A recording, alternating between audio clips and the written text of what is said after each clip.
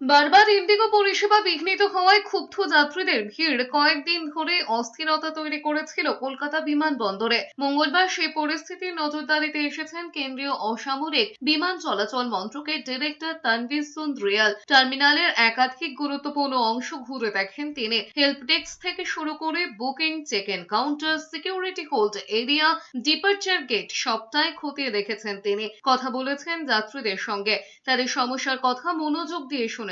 এরপরে কলকাতা বিমানবন্দর কর্তৃপক্ষ, সিআইএসএফ এবং বিভিন্ন এয়ারলাইন্সের দায়িত্বপ্রাপ্ত অফিসারদের দিয়ে একটি পর্যালোচনা বৈঠক করেছেন তিনি। তানভীর সুন্দ্রিয়াল জানিয়েছেন, যাত্রী স্বাচ্ছন্দ্য ও নিরাপত্তায় মন্ত্রকের কাছে সর্বোচ্চ অগ্রাধিকার। পরিস্থিতি পুরোপুরি স্বাভাবিক না হওয়া পর্যন্ত নজরদারি চলবে বলেই জানিয়েছেন।